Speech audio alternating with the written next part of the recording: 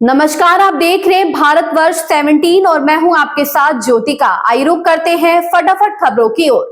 महाराष्ट्र में मराठा कुर्मी मुद्दे के चलते राज्य भर की राजनीति में गर्माहट तेज है। इसी बीच महाराष्ट्र सरकार ने बुधवार को सेवानिवृत्त न्यायमूर्ति संदीप शिंदे समिति के कार्यकाल बढ़ाने का आदेश दिया। ये समिति मराठा समुदाय के सदस्यों को कुर्मी जाति प्रमाण पत्र जारी करने की प्रक्रिया तय करने के लिए बनी थी। समिति को एकनाथ शिंदे के नेतृत्व वाली सरकार ने सितंबर 2023 में नियुक्त किया था।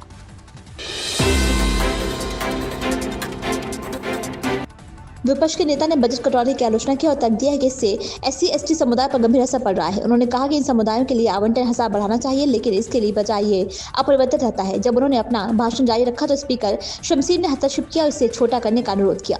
इससे सदस्यन नाराज हो गया। उन्होंने पूछा कि स्पीकर क्यों ऐसा बाधित कर रहे हैं।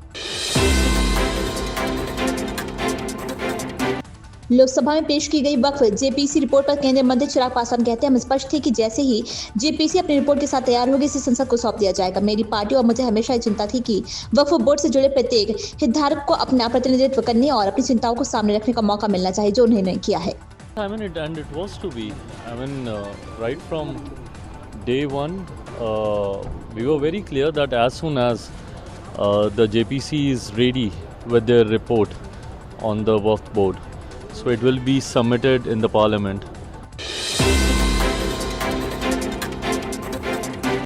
राज्यसभा में विपक्ष के नेता मल्लिकार्जुन खड़गे ने कहा, वक्फ बोर्ड पर JPC रिपोर्ट से कई सदस्य असहमत हैं और नोटों को हटाना और हमारे विचारों को दबाना सही नहीं है। ये लोकतंत्र के खिलाफ है। असहमति रिपोर्ट को हटाने के बाद पेश की गई किसी भी रिपोर्ट की मैं निंदा करता हूं। हम ऐसे फर्जी रिपोर्ट को कभी स्वीकार नहीं करेंगे। अगर रिपोर्ट में असहमति के विचार ही नहीं है तो उसे वापस भेजा जाना चाहिए और फिर से पेश किया जाना चाहिए।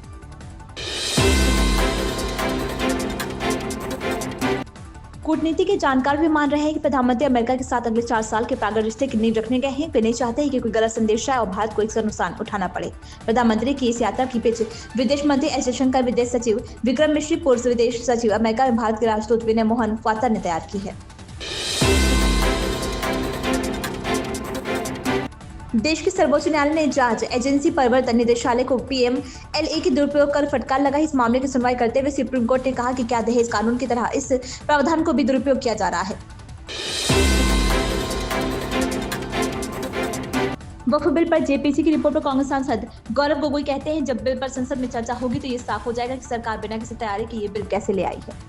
देखिए, JPC रिपोर्ट में कई सांसदों ने अपनी डिसेंट नोट जताई है, जिसमें जो संवैधानिक लापरवाही इस बिल के द्वारा हुई है उसको दर्शाया गया है।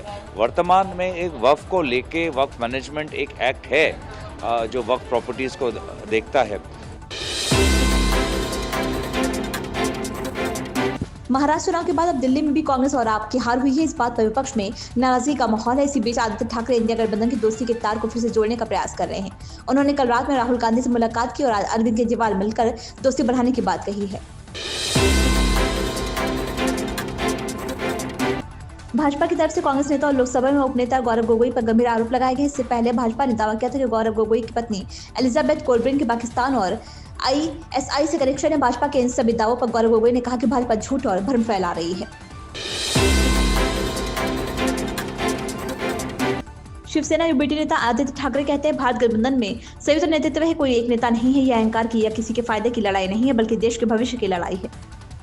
कल राहुल जी से कल देर रात को मुलाकात हुई, आज अरविंद जी से मुलाकात हो रही है।